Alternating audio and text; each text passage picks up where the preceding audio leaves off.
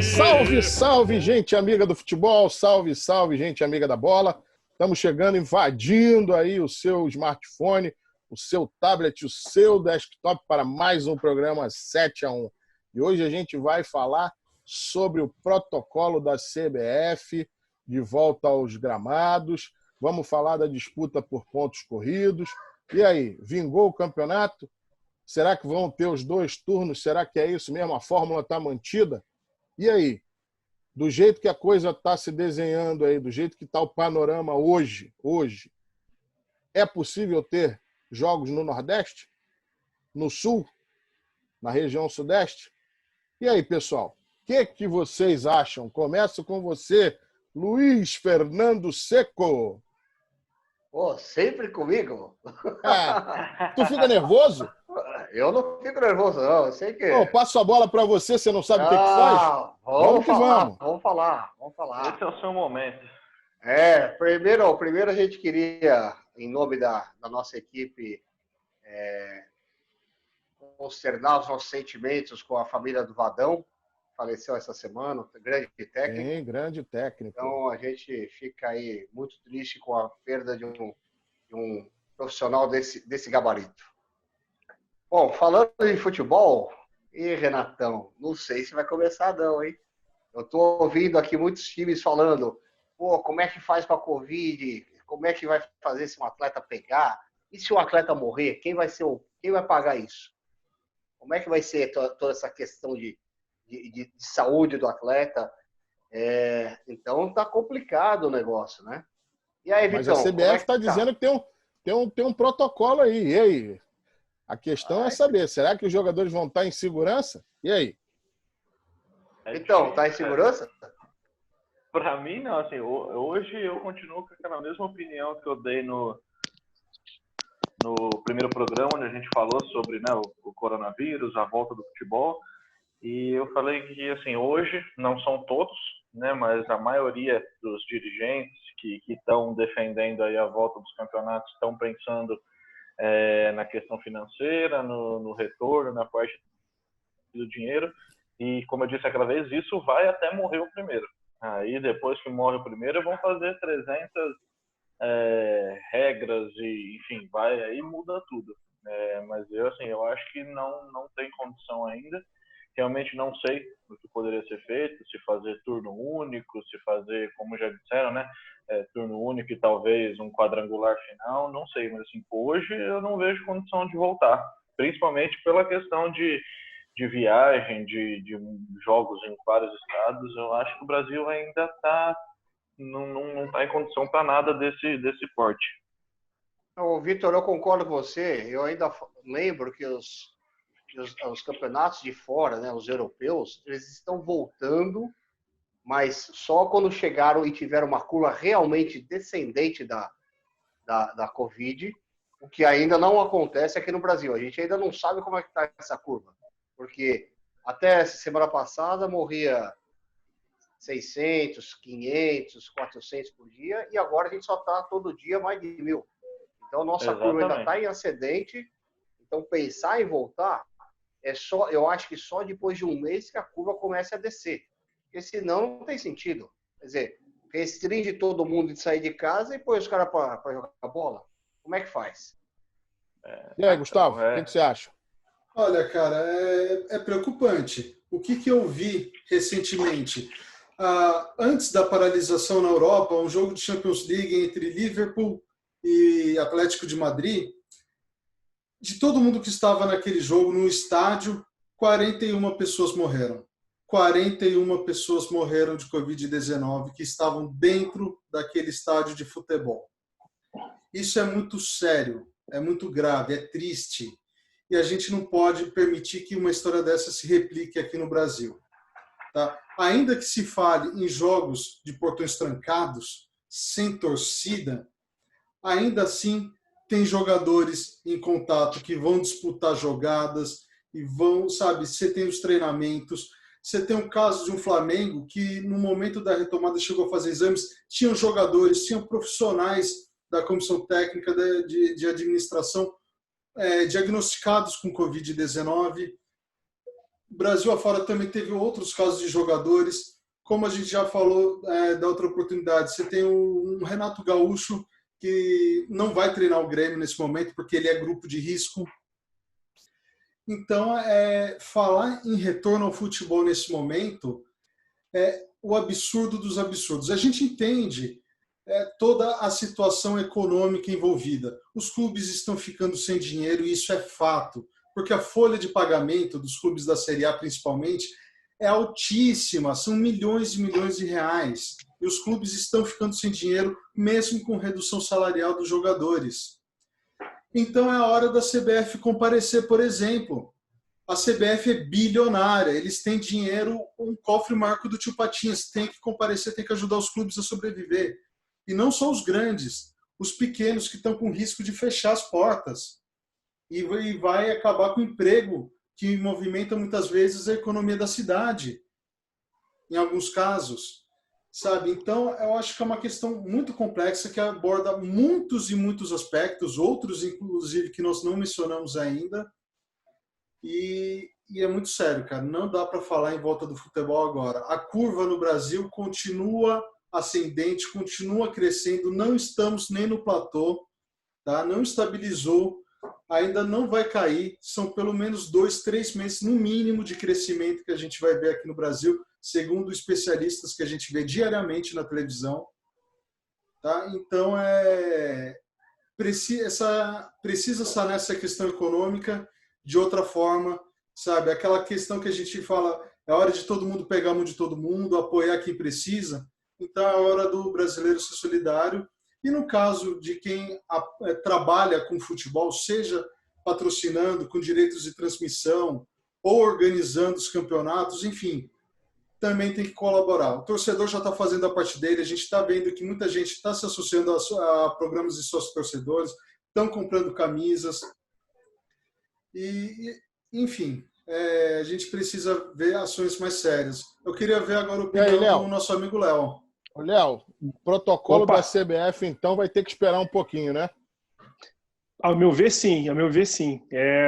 Eu também concordo com todos que já expuseram suas opiniões aqui. E eu entendo que, realmente, esse protocolo está no meio de um processo, de uma pandemia. Então, esse protocolo, ele, ao meu ver, teria que ser feito um teste antes de ser colocado em prática, né? E na rotina, nós, como cidadãos, não estamos conseguindo seguir as recomendações da Organização Mundial da Saúde.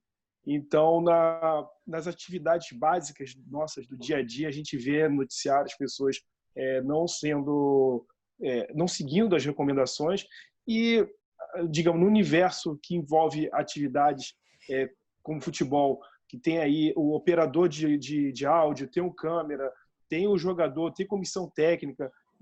E aqui no Brasil a gente tem um erro, assim, a gente comete um erro grave, que é aquele tal jeitinho brasileiro. Sempre vai ter um torcedor que vai querer ir para a porta do estádio, seja para assinar para os jogadores que estão entrando de ônibus no estádio.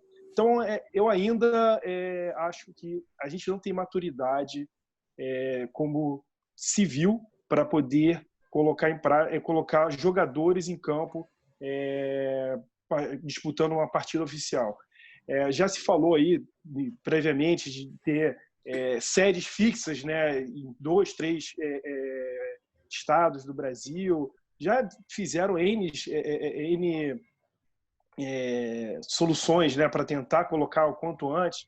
Tem acusações de dirigentes contra outros que são a favor da retomada das atividades, como teve o caso do Montenegro essa semana, acusando os dirigentes do Flamengo de serem omissos. Aí remeteu o caso do incêndio do Ninho, enfim.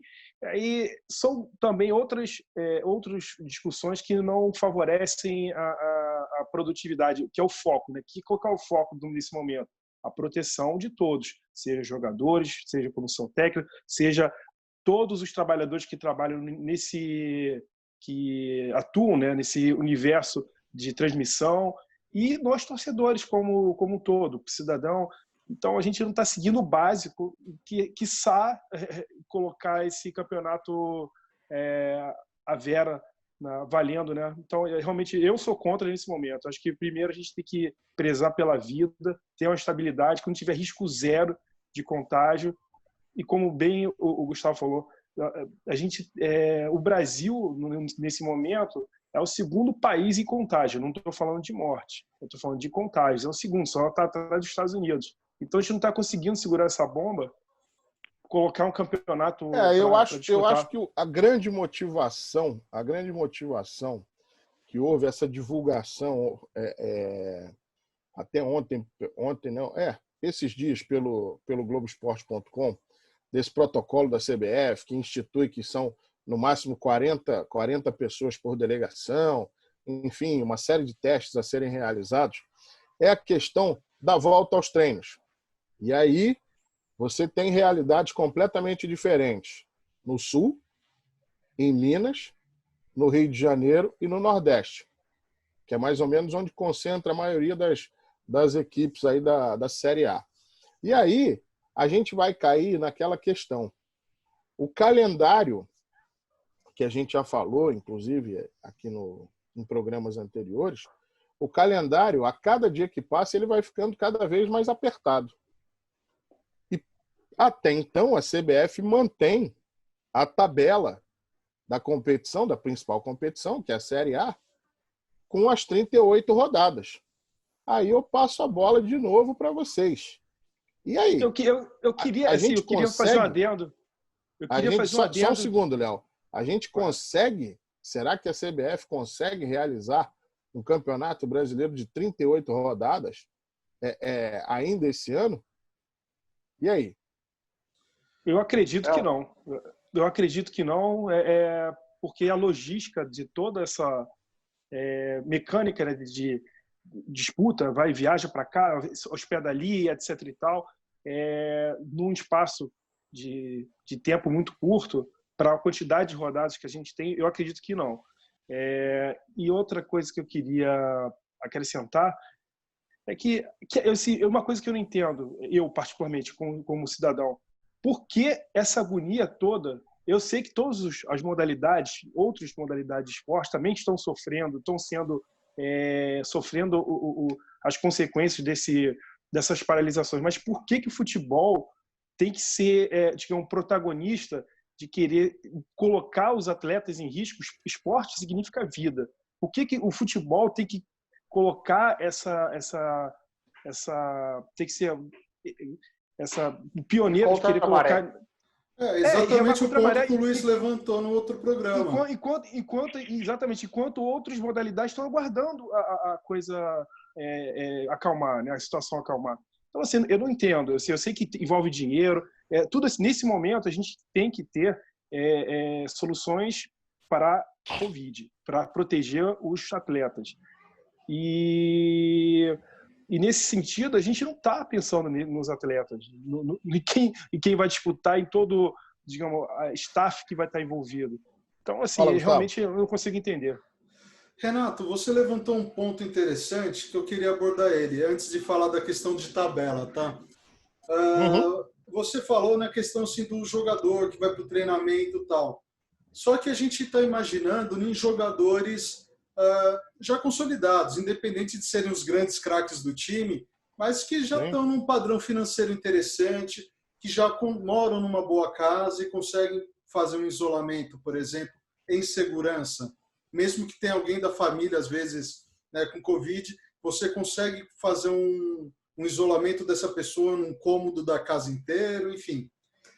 Só que, cara, que time hoje não tem jogadores jovens, jogadores de base, jogadores que muitas vezes foram recém-promovidos e o cara ainda está ganhando R$ 1.500 por mês, R$ 2.000 por mês, talvez. Essa é uma grande questão. Esse cara ainda está morando na comunidade. Discutir isso no próximo programa. Como esse cara está morando de base.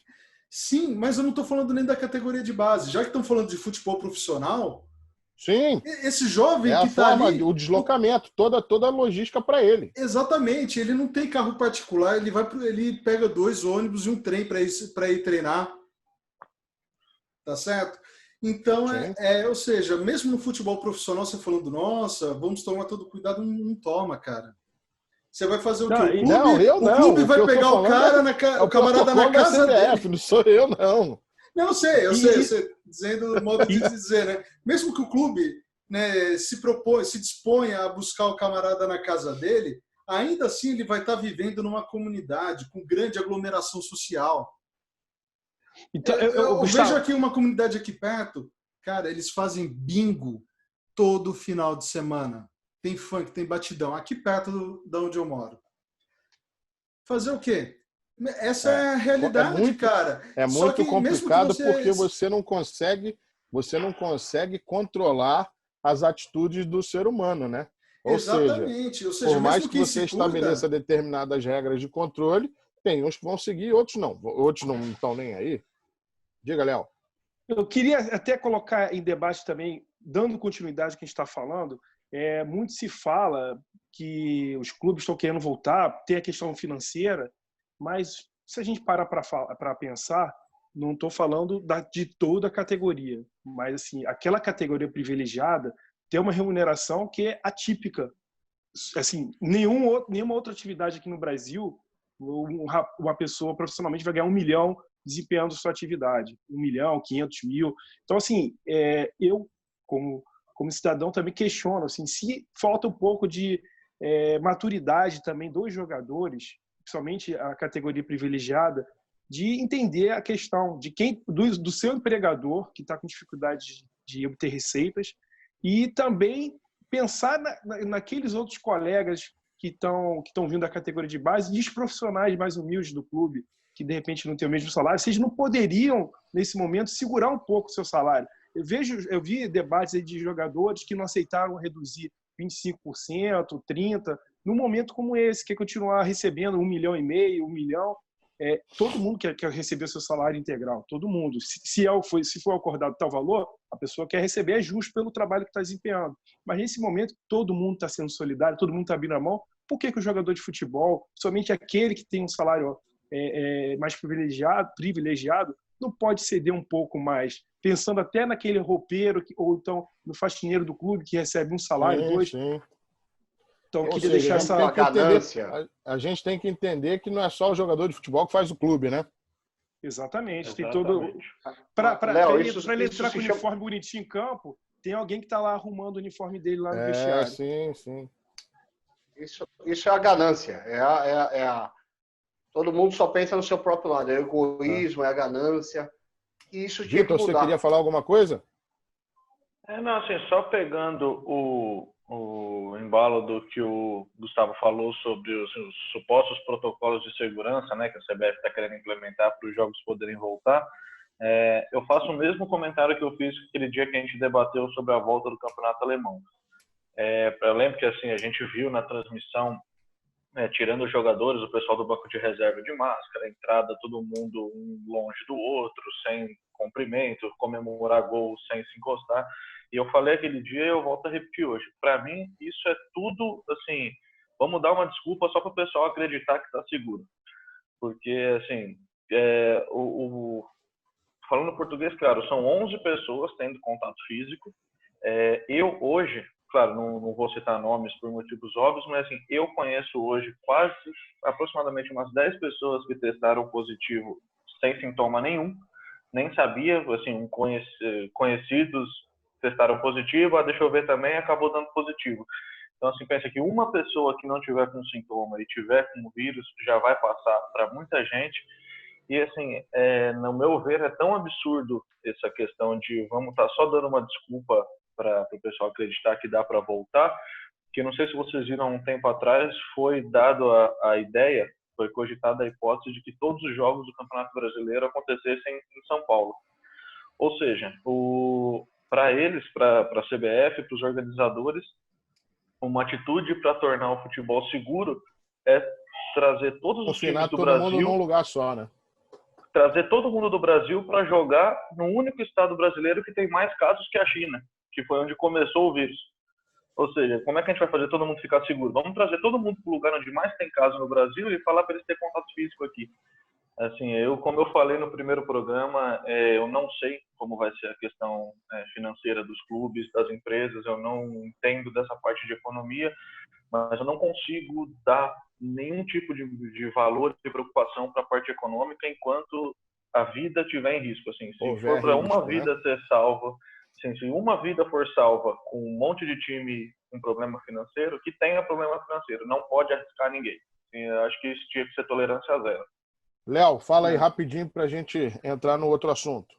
Seguinte, só para encerrar esse debate, aqui, pelo menos aqui na esfera do Rio, da semana passada teve uma reunião com o presidente da República, o presidente do Flamengo e o presidente do Vasco, para, enfim, dar passos, né, para que o futebol possa retomar, porém, sem conversar com os outros participantes do futebol do Rio. Eu estou falando do futebol carioca, para, por seguinte, dar continuidade ao futebol brasileiro, nacional.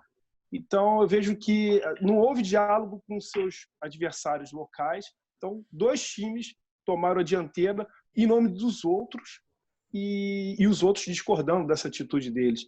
Então, não há...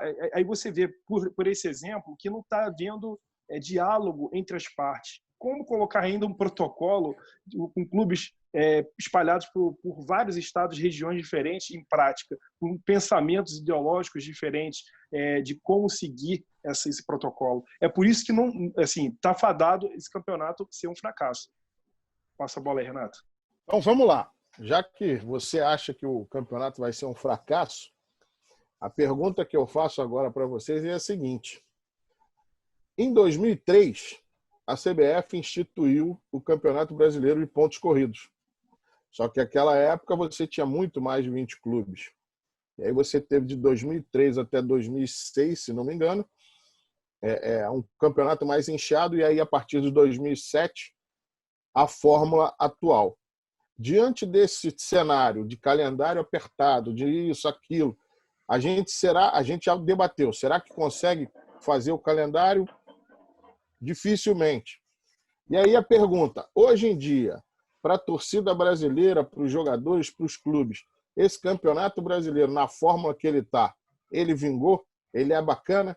Ou este ano, exclusivamente, de repente, teria de mudar a fórmula justamente para atender essas questões de calendário?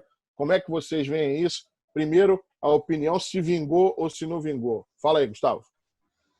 Vingou, não tem que mudar, não tem que fazer mata-mata, mesmo que seja um campeonato enxuto de um turno, tem que ser, manter a fórmula, pontos corridos, acaba e ano que vem a gente recomeça do jeito certo, e é isso aí. Vai, Luiz. Luiz. Vingou, mas eu acho que para esse ano poderia mudar. Tem alguma coisa diferente. Seria uma excepcionalidade. Exato, fazer uma coisa mais curta, mais agitada, sabe? Dinâmica. Uma dinâmica diferente. Sabe? Ter uma final, porque como esse ano está sendo tão difícil, acho que seria bacana ter uma final, né? Uma coisa que levasse o público com uma mensagem diferente. Eu acho que tem que ter uma mudança esse ano. Vitor. Fala, Léo. Quem que vai? Vamos lá. Vitor. Eu sempre fui fã assumido e declarado de mata-mata. Sempre fui crítico de pontos corridos, mas com o tempo, assim, eu passei a entender que é necessário ter pelo menos um pontos corridos, porque nos últimos anos, querendo ou não, foi o tipo de campeonato mais justo, onde normalmente se ganha quem é o melhor, mais bem planejado, mais bem estruturado. Então, assim, é uma fórmula mais justa e que eu entendo que, assim, ok, pelo menos um campeonato precisa ser, já que a gente tem outros mata-matas aí como Libertadores, Copa do Brasil e tudo mais. Mas, assim, eu concordo com o Fernando. Eu acho que para esse ano, como, assim, tá tudo diferente, ninguém esperava o que está acontecendo, deu tudo errado, campeonatos estaduais estão parados, Libertadores está parada, pelo menos nesse a gente podia tentar dar um pouco mais de emoção, talvez fazer algo parecido com o Campeonato Paulista, faz um turno único, todo mundo contra todo mundo, classifica os 8 primeiros e faz um quadrangular, não sei, mas eu acho que para esse ano especificamente podia mudar alguma coisinha assim, só para dar um pouco mais de emoção. E aí, Léo? Eu concordo com o Vitor. Hoje eu sou fã do Campeonato de Pontos Corridos. No início, não. Os 2, 3, 4 primeiros anos eu não tinha muito, não simpatizava muito com aquela fórmula, mas principalmente depois de 2007, eu gostei, achei que ficou dinâmico, mais emocionante, principalmente para quem está disputando o título e para quem está fugindo do rebaixamento.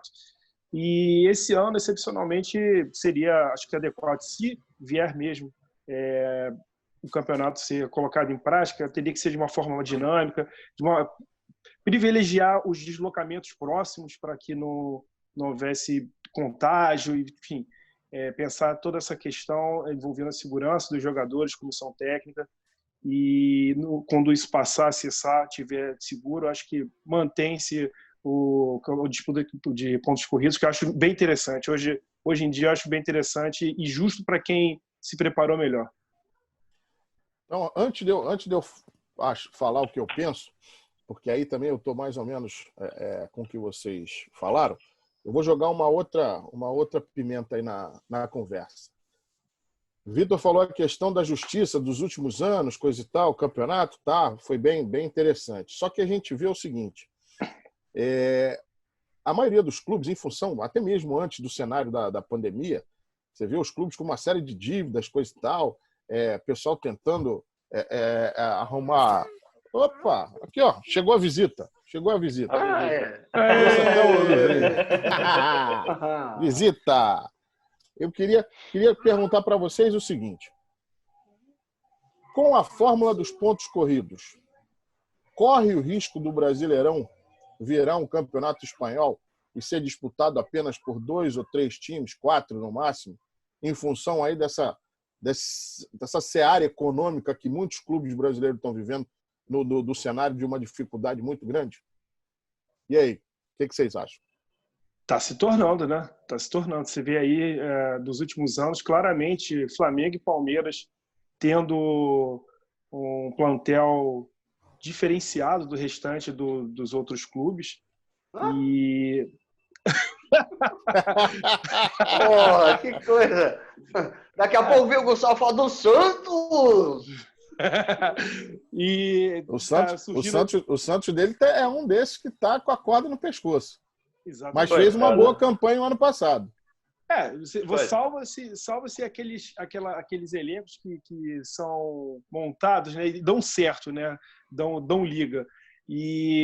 Mas assim, a estrutura, eu vejo que o Flamengo e Palmeiras já estão um pouco à frente dos demais nesse atual momento. Fala-se aí de criação de SA, o Botafogo já está falando, para poder não ter a sua renda, seu capital preso ao fisco, né, por conta de dívidas, etc. e tal. E se não tiver uma reformulação, os clubes não se reestruturarem, com certeza, você vai ver aí dois times aí todo ano disputando entre eles e o restante só cumprindo tabela. E aí, Gustavo, o que você acha? Cara, é verdade. O Palmeiras e o Flamengo, nos últimos anos, tinham muito mais dinheiro, conseguiram investir em peças que foram determinantes, né, nessas campanhas de títulos, e cabe aos outros clubes seguir essa lição de casa, principalmente que o Flamengo fez, de reestruturar, de pagar as dívidas, de pensar no futuro do clube de forma profissional. Se o SA... Luiz? Perdão, Gustavo, conclui. Se o SA, né, se transformar em clube empresa é a saída, ou se procurar um investidor estrangeiro, né, como acontece no futebol europeu, com mafioso russo, sheik árabe, né, e milionário chinês injetando dinheiro no clube, pode ser a saída, cara. E aí, Luiz? Olha, eu ia brincar, já vou brincar com o Léo, porque é o seguinte, né? Nesse momento que está todo mundo parado, Palmeiras e Flamengo estão na frente. Mas um pouquinho antes de parar, tinha o São Paulo ali, bem melhor que os dois, mas não vou entrar nessa questão. Mas eu enxergo o seguinte. Tá carente, eu acho que tem alguns times, eu conto hoje uns 6 times que podem disputar o campeonato. Tem Grêmio, tem Inter, tem São Paulo, tem Palmeiras, tem Santos, tem Corinthians. Corinthians é mais ou menos, mas Corinthians O torcedor do Corinthians vai te matar depois dessa, mas tá ótimo. Não, mas é uma realidade. realidade, Se você olhar o Corinthians no Campeonato Paulista, ele está muito instável. Não é normal do Corinthians estar tão instável. Volta, Campeonato Paulista. Por favor. Isso é uma preocupação. Isso é uma preocupação para. Olha a provocação do outro aí, ó. Toda vez que o Corinthians esteve estável, ele afundou. Então ele tem que encontrar uma normalidade que ele não está tendo. Então tem vários times para disputar o campeonato. Agora, eu vou fazer uma colocação. Eu acho que 20 clubes para o Brasil é pouco. Minha percepção. Isso a gente vai debater isso a gente vai debater no próximo programa, Luiz. Mas Vitor, eu já estou falando. Tá bom. Vitor, dá sua opinião sobre isso. Vai ser polarizado ou abre um leque aí? Rapidinho. Então, eu acho que, assim, da mesma forma que o Flamengo hoje conseguiu se estruturar, assim, com uma diretoria organizada. O Palmeiras conseguiu se estruturar com um patrocínio forte. Eu acho que, assim, no Brasil, no Rio Grande do Sul, nós temos 2 times bem grandes. Em Minas Gerais temos 2, em São Paulo 4, no Rio de Janeiro 4. Eu acho que todos esses times têm potencial para conseguir, da mesma forma que Palmeiras e Flamengo conseguiram se estruturar e se organizar, para conseguir também. Então, eu acho que, assim, hoje eu ainda não vejo como o campeonato caminhando para virar um espanhol, onde todo ano os 2 mesmos vão brigar por título. A gente tem que ver daqui para frente. Se os outros se espelharem da mesma forma, eu acho que consegue ser uma coisa mais justa. Agora a gente tem que ver se ficar nessa mesmo, de só 2 times tentarem se estruturar e o resto ficar parado no tempo, aí realmente pode virar um campeonato espanhol. Mas eu ainda não consigo ver, não. Eu acho que, assim, a gente tem muitos times que ainda tem condição e estrutura, se quiserem, para ficar cada vez mais forte. Com relação à questão da polarização, vou falar da polarização primeiro, depois eu me remeto à questão da fórmula do campeonato. Eu acho que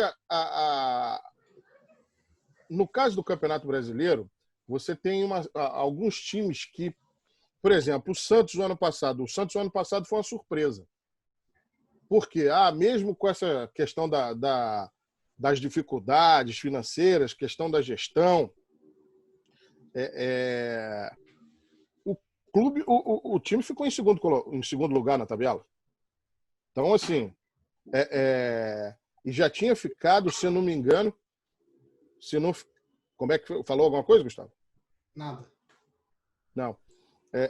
Ficou em segundo lugar na tabela, já tinha feito uma boa campanha também, se não me engano, em 2018 ou 2000. Não foi também? Foi. Então, o Campeonato Brasileiro ele tem dessas particularidades. Algum time que, de repente, a gente acha que, por estar passando alguma dificuldade, vai ficar na linha, na parte de baixo da tabela, alguma coisa assim, ou então em posições intermediárias, acaba surpreendendo. Então, eu vejo o seguinte, por enquanto, e principalmente o cenário da pandemia dá um tom de equilíbrio para esse próximo Brasileirão, se é que ele vai ser realizado e a forma como ele vai ser realizado. Eu acho que, assim, tem Flamengo, tem Palmeiras, tem os 2 clubes do Sul. O Atlético Mineiro parece que promete um time aí competitivo, trouxe o Sampaoli, enfim. Então, eu acho que o São Paulo também tem um bom time, mas o ambiente interno pode influenciar. Então, tá bom o ambiente, tá melhor. Tá bem melhor. Eu imagino que essas equipes possam ser as primeiras colocadas aí nesse campeonato. Questão da tabela, eu também era igual ao Vitor, eu adoro um mata-mata, uma disputa, coisa tal. Só que eu acho que a consolidação do campeonato de pontos corridos ela se deu de uma tal forma que você não tem como contestar e realmente premia quem está fazendo um bom trabalho. Eu acho que o mata-mata vai ficar para a Copa do Brasil, que, em alguns casos, reserva surpresas, como foi o ano passado, uma grata surpresa, o Atlético Paranaense conquistar o título. Então, assim, a gente tem cenários distintos no que diz respeito à administração e um cenário de extrema incerteza no que diz respeito à tabela. Esperar para ver como a gente vai ter o futebol brasileiro daqui por diante. Para fechar o programa, pessoal, eu queria contar uma rápida historinha, uma historinha para lá de pitoresca, que foi a última rodada do Campeonato Brasileiro de 94, um jogo entre Flamengo e Corinthians no estádio Caio Martins, em Niterói. Olha só, Caio Martins recebeu Flamengo e Corinthians. E aí eu estava no estádio, coisa e tal, esperando para começar o jogo. E o estádio Caio Martins, ele fica a 1 quilômetro e pouquinho da praia de Caraí. Ele fica muito próximo. Então lá, a arquibancada coberta já estava ocupada, não tinha mais lugar, eu tive que ir para a descoberta. E estava um sol de rachar. Eis que me chega um cidadão, o cara de tênis e sunga, ultra aditivado, e senta próximo de mim, assim, e começa o jogo. Rapaz, lá pelas tantas, ele vê o jogo horroroso, time ruim pra caramba, tanto Flamengo quanto Corinthians, e ele começa a gritar do nada, Bangu, Bangu, Bangu, Bangu, e todo mundo olhando para ele viu que ele já não estava no estado etílico lá muito bom, e ele, porra, o Flamengo não está jogando nada, e esse time do Corinthians também não está nada, Bangu, Bangu. Ele estava tão empolgado, que vai o Flamengo faz o gol. Na hora que o Flamengo faz o gol, ele está gritando Bangu, de repente ele, Mengo, Mengo. E a gente falou, mas tu não vai torcer pro Bangu? Aí ele, até o Flamengo fazer o gol. Ou seja, ele se transformou num torcedor banguense, mas foi o Flamengo fazer o gol, ele lembrou que ele era flamenguista, mas o cara estava num estado terrível. No pleno domingo de sol, ele aproveitou tudo. Foi para a praia, bebeu e depois foi para o estádio. E saiu feliz porque o Flamengo ganhou esse jogo. É isso, pessoal. Essa é a Saiu feliz, mas será que ele lembra? Ah, não deve lembrar. Não deve lembrar. Porque a caveira estava muito cheia. Essa, com certeza, ele estava muito aditivado. Com essa história, pessoal, vamos terminando mais um programa 7-1. Já convidando você para, faça a inscrição no canal. Ô, pessoal, estão dormindo? Pede aí a inscrição no canal. Faz a inscrição. Faz a inscrição aí, no canal. Compartilha. Deixa o joinha. Marca o sino para receber as atualizações. É isso. E comenta, aí. deixa sua opinião sobre o programa. E tem uma novidade. Tem novidade. Tem vídeo agora quase todo. Vai ser diário. A gente tá fazendo todo o esforço aqui para ser diário. Um comentáriozinho bacana sobre algum tema. Presta atenção, tivemos uma novidade da logomarca, da nossa identidade visual. Estamos trazendo vídeo quase que todo dia. O canal está crescendo. Vamos que vamos, galera. Pessoal, aquele abraço e até a próxima. Vamos que vamos. Valeu, gente. Valeu. Até mais. Um abraço. Até mais. Até a próxima. Até a próxima. Valeu.